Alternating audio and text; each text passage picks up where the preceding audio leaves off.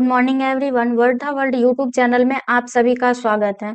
आज की तारीख है 14 सितंबर और 14 सितंबर से रिलेटेड जो भी करंट अफेयर के क्वेश्चन बनते हैं वो सभी आपके साथ डिस्कशन किए जाएंगे और इसके साथ ही जो है रिलेटेड स्टैटिक जीके भी कवर किए जाएंगे जो आपके सभी प्रतियोगी परीक्षाओं के लिए काफी महत्वपूर्ण होगी।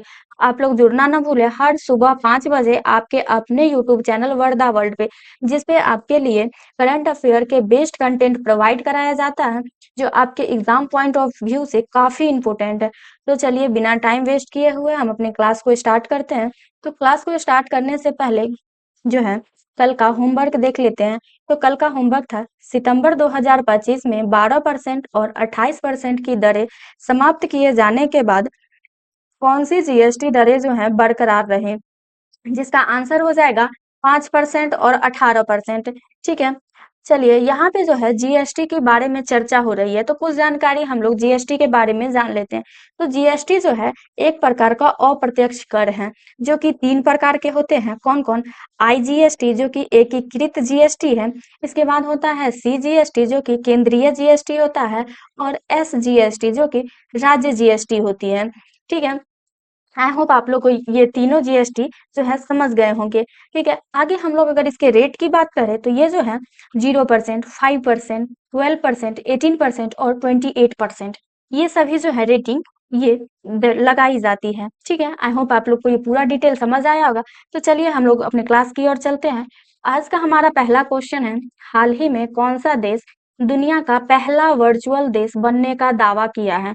जिसमें ऑप्शन है एस्टोनिया, लातविया, लिथुआनिया और आइसलैंड। तो इसका आंसर हो जाएगा एस्टोनिया। ये जो देश है ये दुनिया का पहला वर्चुअल देश बनने का दावा कर रहा है। तो चलिए कुछ जानकारी हम लोग एस्टोनिया के बारे में जान लेते हैं। तो इसकी राजधानी जो है ये टालिन है और इसकी भाषा जो है एस्टोनियन है। ठीक है, और यहाँ की जो मुद्रा की बात करें तो यहाँ की मुद्रा जो है यूरो है और ये जो है यूरोप महाद्वीप में स्थित है। ठीक है, इसके बाद यहाँ की अगर साक्षरता दर की बात करें तो यहाँ की साक्षरता दर जो है 99% है। ठीक है, और यहाँ के अगर वर्तमान राष्ट्रपति की बात करें तो यहाँ के वर्तमान राष्ट्रपति जो है अली कारिस जी हैं। ठीक है, प्रधानमंत्री के रूप में काया कल्लास जी जो है ये कार्यरत हैं। ठीक है, इसके बाद इम्पोर्टेंट पॉइंट है कि एस्टोनिया जो है यूरोप का एक डिजिटल राष्ट्र है जो कि अपना ज्यादातर कार्य जो है डिजिटल फॉर्मेट में ही करना ज्यादा पसंद करता है और वो करता भी है। ठीक है, चलिए आगे हम लोग अपने अगले क्वेश्चन के बारे में जाने। तो अगला क्वेश्चन क्या है, हाल ही में कौन सा देश जो है जलवायु और कृषि आपात स्थिति की घोषणा किया है? जिसमें ऑप्शन है पाकिस्तान, अमेरिका, रूस, इंडोनेशिया। तो इसका आंसर हो जाएगा पाकिस्तान। पाकिस्तान जो है सितंबर 2025 में अपने आप के देश के लिए जलवायु और कृषि आपात स्थिति की जो है घोषणा किया है। तो यहाँ पे जो है पाकिस्तान का नाम आ रहा है। तो चलिए हम लोग कुछ जानकारी पाकिस्तान के बारे में जान लेते हैं। तो पाकिस्तान की राजधानी जो है इस्लामाबाद है और यहाँ जो है उर्दू भाषा बोली जाती है। और इसके बाद आगे हम लोग अगर यहाँ की मुद्रा के बारे में जाने तो पाकिस्तानी रुपया यहाँ जो है मुख्य रूप से प्रचलित है। ठीक है, आगे हम लोग अगर इसकी जनसंख्या की बात करें तो 2024 में जो है अनुमान लगाया गया था कि लगभग 22 करोड़ इसकी जनसंख्या है। ठीक है, आगे चलिए और हम लोग जाने इसके स्वतंत्रता के बारे में। इसको जो है 14 अगस्त 1947 को ब्रिटिश शासन से स्वतंत्रता मिली थी। ठीक है, इसके बाद इसके संस्थापक के रूप में जो है मोहम्मद अली जिन्ना जी को जाना जाता है और वर्तमान राष्ट्रपति जो है आसिफ अली जरदारी जी हैं। ठीक है, आगे हम लोग यहाँ के अगर वर्तमान प्रधानमंत्री के बारे में जाने तो पाकिस्तान के जो वर्तमान प्रधानमंत्री हैं पुष्प कमल दहल जी हैं। ठीक है, आई होप आप लोग को ये पूरा डिटेल समझ आया होगा। तो चलिए हम लोग आगे इसमें जानते हैं यहाँ के मुख्य उद्योग के बारे में। तो यहाँ का मुख्य उद्योग जो है कपड़ा, खाद्यान्न प्रसंस्करण, दवा निर्माण सामग्री और उर्वरक, ये सभी जो है यहाँ के मुख्य उद्योग में शामिल है। ठीक है, आगे हम लोग अगर इसके सीमा समझौता की बात करें तो ये जो है कौन कौन देश के साथ सीमा समझौता करता है? तो ये जो है भारत, अफगानिस्तान, ईरान और चीन, ये सभी देश के साथ जो है सीमा साझा करता है। ठीक है, चलिए इसमें हम लोग आगे जानते हैं भारत और पाकिस्तान के बारे में। तो भारत और पाकिस्तान के बीच जो है सिंधु जल समझौता हुआ था जो कि वर्ष 1960 में किया गया था, लेकिन कुछ राजनीतिक विवाद के कारण अभी ये जो है बड़े ही दर स्थिति में है। ठीक है, तो चलिए हम लोग आगे जानते हैं अपने अगले क्वेश्चन के बारे में। तो हमारा अगला क्वेश्चन क्या है, हाल ही में कौन सा शहर भारत का पहला वाटर प्लस सिटी घोषित किया गया है? जिसमें ऑप्शन है इंदौर, सूरत, अहमदाबाद और पुणे। इसका आंसर हो जाएगा इंदौर। इंदौर को जो है भारत का पहला वाटर प्लस सिटी घोषित किया गया है। ठीक है, आगे हम लोग इंदौर के बारे में जाने तो इसे जो है भारत का सबसे स्वच्छ जो है सिटी के रूप में जाना जाता है। आगे हम लोग इसमें जाने तो इंदौर जो है मध्य प्रदेश राज्य में पड़ता है। किस राज्य में पड़ता है? तो मध्य प्रदेश में। ठीक है, आई होप आप लोग को ये पूरा डिटेल समझ आया होगा। तो चलिए हम लोग आगे जानते हैं अगले क्वेश्चन के बारे में। तो हमारा अगला क्वेश्चन क्या है, हाल ही में कौन सा देश जो है नाटो का 30वां सदस्य बना है? जिसमें ऑप्शन है स्वीडन, नॉर्वे, उत्तरी मैसेडोनिया, आइसलैंड। इसका आंसर हो जाएगा उत्तरी मैसेडोनिया। ठीक है, यहाँ पे जो है नाटो की चर्चा हुई है, तो चलिए कुछ जानकारी हम लोग नाटो के बारे में जान लेते हैं। तो नाटो का जो फुल फॉर्म होता है नॉर्थ अटलांटिक टेरिटरी ऑर्गेनाइजेशन, इसका फुल फॉर्म है। यह एक प्रकार का जो है सैन्य संगठन है। ठीक है, आगे हम लोग अगर इसकी स्थिति के बारे में जाने तो ये जो है कहाँ स्थित है, तो ये जो है उत्तरी अटलांटिका क्षेत्र में स्थित है, जिसकी स्थापना जो है 4 अप्रैल वर्ष 1949 में किया गया था। ठीक है, आगे हम लोग अगर इसके हेडक्वार्टर की बात करें तो इसका जो हेडक्वार्टर है ब्रुसेल्स में है, जो कि बेल्जियम में पड़ता है। ठीक है, इस ये क्वेश्चन आप लोग याद रखेंगे कि नाटो का जो है हेडक्वार्टर कहाँ है, तो इसका आंसर हो जाएगा ब्रुसेल्स, जो कि बेल्जियम में पड़ता है। ठीक है, आगे हम लोग इसमें जाने तो इसका कार्य क्या है, तो इसका जो है मेन कार्य है देशों के बीच जो है सहयोग और सुरक्षा व्यवस्था को बढ़ावा देना। ठीक है, इसका जो है मेन कार्य है। ठीक है, इसमें के बाद हम लोग इसमें अगर शामिल देश की बात करें, इसमें जो है उत्तरी अमेरिका और यूरोप के जो है 30 देश शामिल हैं, जिसमें अमेरिका, कनाडा, ब्रिटेन और फ्रांस, ये सब जो है इसमें शामिल है। आई होप आप लोग को ये पूरा डिटेल समझ आ रहा होगा। तो चलिए हम लोग आगे बढ़ते हैं और जानते हैं अपने अगले क्वेश्चन के बारे में। तो हमारा अगला क्वेश्चन क्या है, हाल ही में भारत सरकार और एशियाई विकास बैंक ने किस राज्य के लिए सतत पर्यटन के लिए ऋण समझौते पर हस्ताक्षर किए हैं? जिसमें ऑप्शन है मिजोरम, उत्तराखंड, उत्तर प्रदेश और हिमाचल प्रदेश। तो इसका आंसर हो जाएगा उत्तराखंड। ठीक है, चलिए हम लोग आगे जानते हैं और इसमें जो है भारत सरकार और एशियाई विकास बैंक जो है ये ऋण समझौता किया है, इसके बारे में समझते हैं। तो ये जो ऋण समझौता है कितने रुपए पर किया गया है, तो 126.42 मिलियन डॉलर जो है इस पर समझौता किया गया है, जिसका मेन उद्देश्य है उत्तराखंड में सतत और जलवायु लचीले पर्यटन को बढ़ावा देना। ठीक है, आगे इस परियोजना की विशेषता की बात करें तो इसकी जो विशेषता है महिलाओं, युवाओं और सूक्ष्म लघु जो है इसको बढ़ावा देना, इसका मेन जो है इसकी विशेषता है। ठीक है, चलिए आगे हम लोग इसमें एक इम्पोर्टेंट पॉइंट के बारे में जाने। तो इसका मेन इम्पोर्टेंट पॉइंट है कि इस परियोजना के तहत जो है टिहरी झील का जो है विकास किया जाएगा और इसके जो है हब स्थापित किया जाएगा, जो कि पर्यटकों के लिए काफी आकर्षक लगेगा। ठीक है, चलिए ये सब जो है कहाँ हो रहा है, तो उत्तराखंड राज्य में ये सब हो रहा है। तो कुछ जानकारी हम लोग उत्तराखंड राज्य के बारे में जान लेते हैं। उत्तराखंड की राजधानी जो है देहरादून है, जिसकी स्थापना 9 नवंबर वर्ष 2000 में किया गया था। यहाँ जो है मुख्य रूप से हिंदी और संस्कृत भाषा बोली जाती है और यहाँ के वर्तमान मुख्यमंत्री के रूप में पुष्कर सिंह धामी जी पदभार संभाले हुए हैं। ठीक है, अगर राज्यपाल की बात करें तो यहाँ के वर्तमान राज्यपाल जो हैं गुरमीत सिंह जी हैं। ठीक है, टोटल विधानसभा सीट 70 है, राज्यसभा सीट 3 है और लोकसभा सीट जो है 5 है। ठीक है, आगे हम लोग अगर इसमें जाने तो पर्यटन स्थल के रूप में कौन कौन से शामिल हैं, तो पर्यटन स्थल के रूप में नैनीताल, मसूरी और हरिद्वार, ये सभी शहर जो है इसमें शामिल हैं। ठीक है, आगे यहाँ की नदियों की अगर बात करें तो गंगा और यमुना यहाँ जो है प्रमुख 2 नदियां हैं जो बहती हैं। ठीक है, आई होप आप लोग को ये पूरा डिटेल समझ आया होगा। तो चलिए हम लोग आगे बढ़ते हैं और जानते हैं अपने अगले क्वेश्चन के बारे में। तो हमारा अगला क्वेश्चन क्या है, आईआईएम अहमदाबाद ने अपना विदेश में पहला परिसर कहाँ खोला है? जिसमें ऑप्शन है दुबई, स्विट्जरलैंड, पेरिस और बैंकॉक। इसका आंसर हो जाएगा दुबई। ठीक है, दुबई में जो है ये आईआईएम अहमदाबाद का जो है मुख्यालय खोला गया है। आगे इसके बारे में हम जाने तो ये जो है दुबई के क्राउन के द्वारा खोला गया है, जो कि शेख हम शेख हमदान जी हैं, ठीक है। आगे इसमें हम लोग जाने तो यहाँ जो है ये जो संस्था खुलने के पीछे शिक्षा मंत्री जो है इनका कथन है कि भारतीय भावना जो है वैश्विक दृष्टिकोण का प्रतीक है, ठीक है। इनका जो है मेन कथन है।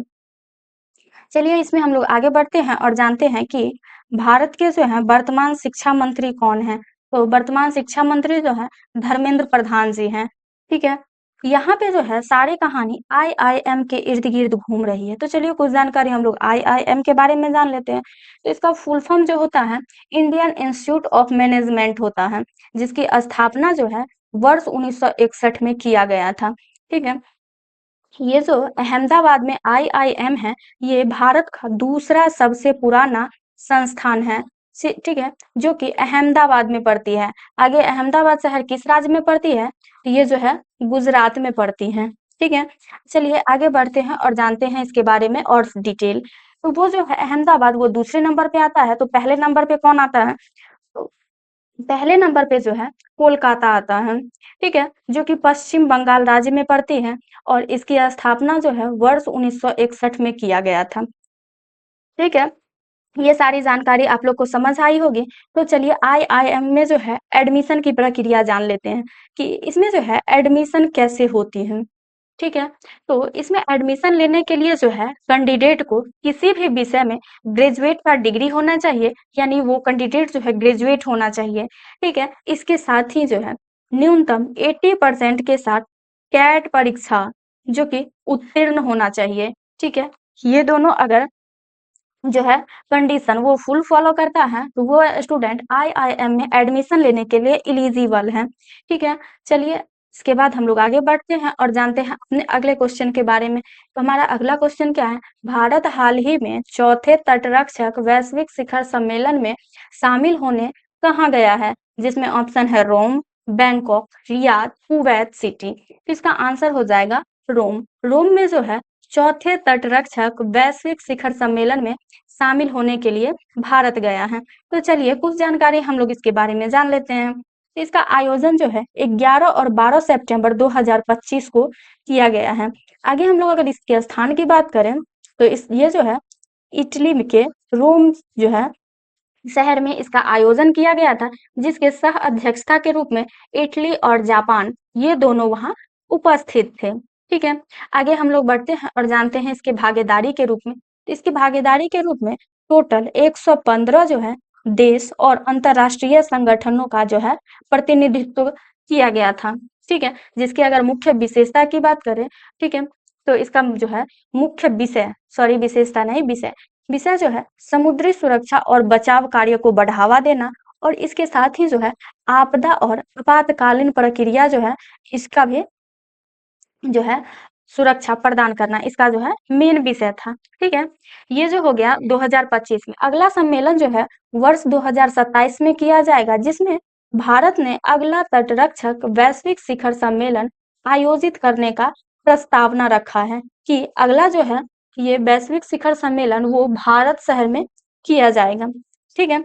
आई होप आप लोग को ये पूरा डिटेल समझ आ रहा होगा। तो ये जो कहानी है इटली राज्य के सॉरी इटली देश के इर्द गिर्द घूम रही है। तो चलिए कुछ जानकारी हम लोग इटली के बारे में जान लेते हैं। इसकी राजधानी है रोम है और यहाँ जो है मुख्य रूप से इतालवी भाषा बोली जाती है और यहाँ की मुद्रा जो है यूरो है, ठीक है। आई होप आप लोग को ये पूरा डिटेल समझ आ रहा होगा। तो चलिए इसके बाद हम लोग इसके कला और संस्कृति के बारे में जाने। तो यहाँ जो है कला, वास्तुकला, फैशन और फिल्म इंडस्ट्री काफी जो है फेमस है, ठीक है। और इसके बाद हम लोग अगर इसके पर्यटन स्थल की बात करें तो रोम, फ्लोरेंस, वेनिस और मिलान जैसे शहर जो है ये पर्यटन स्थल में शामिल है, ठीक है। इसके बाद हम लोग इसकी भौगोलिक स्थिति की बात करें तो ये जो है दक्षिण यूरोप में जो है ये स्थित है, ठीक है। इटली जो है दक्षिण यूरोप में स्थित है, जिसके वर्तमान राष्ट्रपति जो है सर्जियो मेटरेला जी हैं, ठीक है। आई होप आप लोग को पूरा डिटेल समझ आया होगा। तो चलिए हम लोग आगे बढ़ते हैं और जानते हैं अगले क्वेश्चन के बारे में। तो क्या है अगला क्वेश्चन? हाल ही में वित्तीय सेवा संस्थान ब्यूरो ने वर्तमान एसबीआई का अगला प्रबंधन निदेशक के रूप में किसकी सिफारिश किया गया है, ठीक है, जिसमें ऑप्शन है विनय एम टोन्स, रवि रंजन, दिनेश खाड़ा जी या फिर श्रीनिवासुलु शेट्टी जी, ठीक है। तो इसका आंसर हो जाएगा रवि रंजन। रवि रंजन जी को जो है एसबीआई का जो है अगला प्रबंधन निदेशक के रूप में सिफारिश किया गया है कि इनको जो है प्रबंधन निदेशक का कार्यभार संभालने की अनुमति दी जाए, ठीक है। तो इससे पहले जो है ये विनय एम टोन्स जी है, जिनके जो है कार्यकाल की समाप्ति 30 नवंबर वर्ष 2025 में हो जाएगी, ठीक है। आगे जो है ये रवि रंजन जी की जो है सिफारिश किया गया है प्रबंधन निदेशक के रूप में, उसके नियुक्तिकर्ता के रूप में प्रधानमंत्री श्री नरेंद्र मोदी जी इसमें उपस्थित रहेंगे, ठीक है। आई होप आप लोग को ये पूरा डिटेल समझ आया होगा। तो चलिए और हम लोग जानते हैं भारतीय स्टेट बैंक के बारे में, क्योंकि ये सारी जानकारी जो है भारतीय स्टेट बैंक के इर्द गिर्द घूम रही है, तो हम लोग इसके बारे में जान लेते हैं। तो भारतीय स्टेट बैंक जो है इसका पुराना नाम बैंक ऑफ कोलकाता था, जिसकी स्थापना जो है 2 जून 1806 में किया गया था, ठीक है। इसके बाद जो है एसबीआई के रूप में इसकी स्थापना जो है 1 जुलाई 1955 में किया गया था, ठीक है।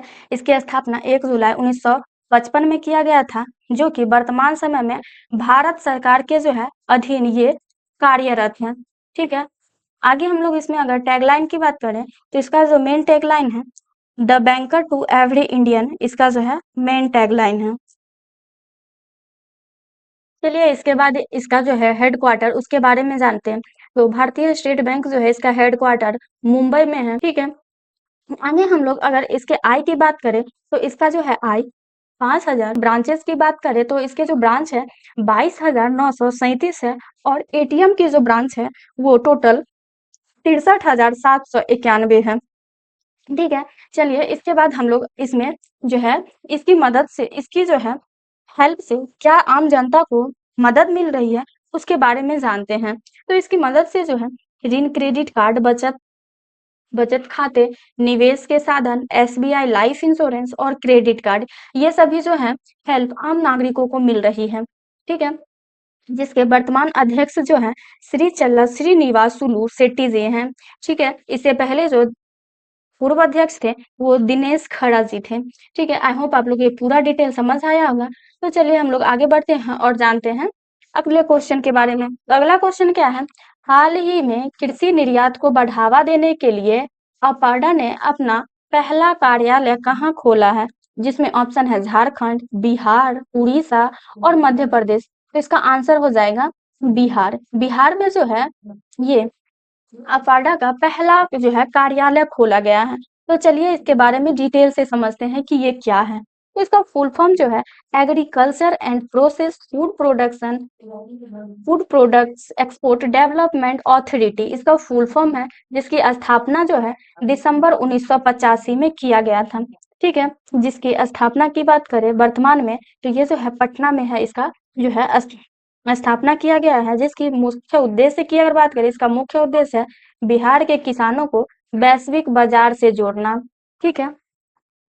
आगे बढ़ते हैं और जानते हैं इसके जो है स्थापनाकर्ता के रूप में कौन शामिल थे। तो इसके स्थापनाकर्ता के रूप में केंद्रीय मंत्री पीयूष गोयल जी जो थे ये उपस्थित थे। ये सब जानकारी जो है बिहार के इर्द गिर्द घूम रही है।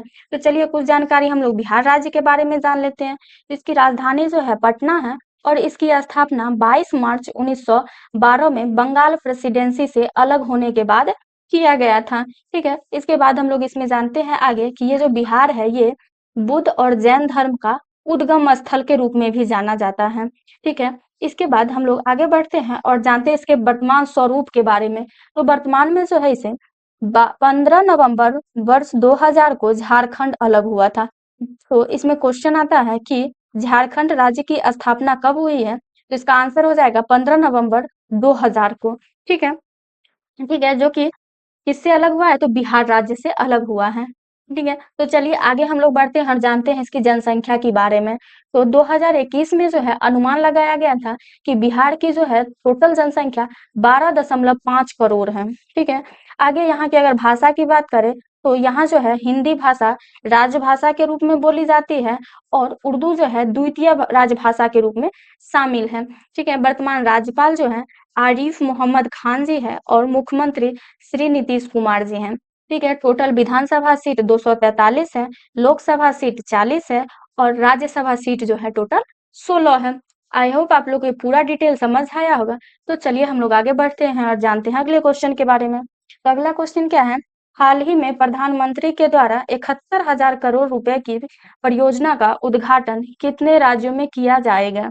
जिसमें ऑप्शन है 5 राज्य में, 7 राज्य में, 9 राज्य में या फिर 3 राज्य में। तो इसका आंसर हो जाएगा 5 राज्य में। ठीक है, इसके बाद हम लोग इसके बारे में फुल डिटेल से समझते हैं। इसकी शुरुआत जो है, इस परियोजना की शुरुआत 13 से लेकर 15 सितंबर 2025 तक किया जाएगा, जिसमें शामिल राज्य मिजोरम, मणिपुर, असम, पश्चिम बंगाल और बिहार, ये सभी जो है इसमें शामिल है। ठीक है, चलिए इसमें हम लोग इसके कार्य के बारे में जानते हैं कि इस परियोजना में है जो कौन-कौन से कार्य किए जाएंगे। तो इसमें जो है बेरवी सैंग रेल लाइन जो है इसकी स्थापना किया जाएगा, नई ट्रेन जो है बिछाई जाएगी, इसके बाद सड़कें, LPG plant, medical college, refinery, शैक्षणिक अवसंरचना, ये सभी जो है इसके अंतर्गत कार्य प्रणाली संपन्न किए जाएंगे। ठीक है, जिसका मेन उद्देश्य की अगर बात करें तो इसका जो है मेन गोल कनेक्टिविटी, स्वास्थ्य सेवा